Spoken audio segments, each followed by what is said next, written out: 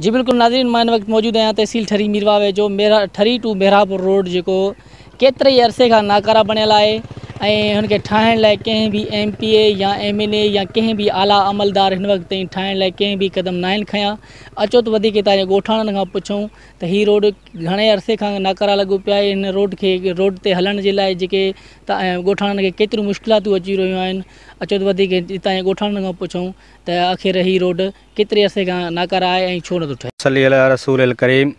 ही रोड तक़रीबन 92 खां वठी नाकारा थियल आहे ऐं हिन रोड जी का भी मालकी न आहे।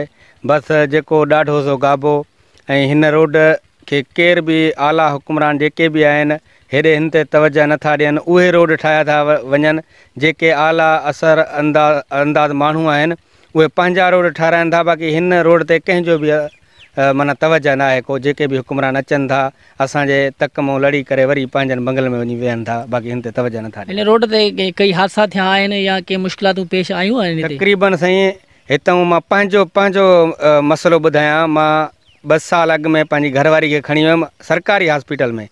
पोइ उतां वरी जॾहिं मोटिया पिया अचूं, जॾहिं झाका अचनि पिया त उनखे जेको आहे वरी तकलीफ़ अचे पई। पोइ बि असां 5-10-15 मिंटनि में जिथे माना लॻंदा आहिनि उते असां कलाक अधु कलाक में घर पहुच। अलाई असांजो जेको रोड आहे जेको 2 ज़िलनि खे मिलाइण वारो इहो सभा कंहिं कम जो ई कोन्हे। सॼो भॻो पियो आहे। का डिलीवरी थिए थी त रस्ते में ई असांजा ॿार पूरा था थी वञनि। असां हुकूमत खे गुज़ारिश था कयूं थी बराए महिरबानी करे असांखे रोड ठाराए ॾियनि। ऐं अधु रोड ठही वियो आहे जेको ठरी बाग बचरा खां वेंदे मेहरापुर ताईं इहो साॻियो ई रोड हिकु ई ठहियलु हो अॻु में। हिन वारे बि असां चयो त यको गॾु ठहंदो पर हिन वारे हिन रोड जी अधु में ई रोले छॾियऊं। अधु ठहियो पियो आहे हेॾे असांजे अचनि ई नथा। हिन रोड ते केतिरियूं मुश्किलातूं तव्हांखे ईंदियूं आहिनि? कुझु कोन मिलियो असांखे बि कुझु कोन मिलियो हिन रोड ते। तकलीफ़ त आहे यार, झाका आहिनि बीमारी सिमारी ॾाढी आहे। माना बीमार अस्पताल में पुॼे कोन थो, धक तई मरी थो वञे बसि।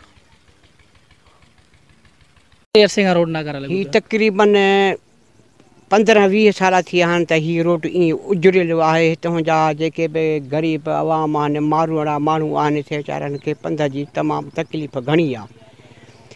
हिन वक़्तु पैदल हली बि हिन रोड सां नथो सघिजे। गाह त पर रहियो, गॾह गाॾनि ते गाह डुके थो, उहो रस्ते ते पंचर या मोटर साइकिल उहा रस्ते ते पंचर अचण वञण में असांखे बेइंतिहाई तकलीफ़ आहे। हितां जा ज़मीनदार MP MN कंहिं बि क़िस्म जो तवजो कोन था ॾियनि त ठरी मीरवा खां वाया हिंजियारी जो शहर वाया बाग बचरा ताईं रोड उजड़ियल आहे।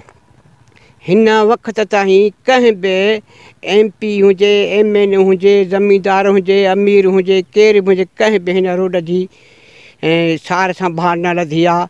तमामु हितां जे ग़रीब आवाम खे बेइंतिहाई तकलीफ़ आहे। असांजा गवर्नमेंट खे असां हिकिड़ो अर्ज़ु था कयूं त असांखे हीअ रोड ठाराए ॾियण जी इनायत फरमाईंदा त असां साईं जन जा शुक्रगुज़ार रहंदासूं।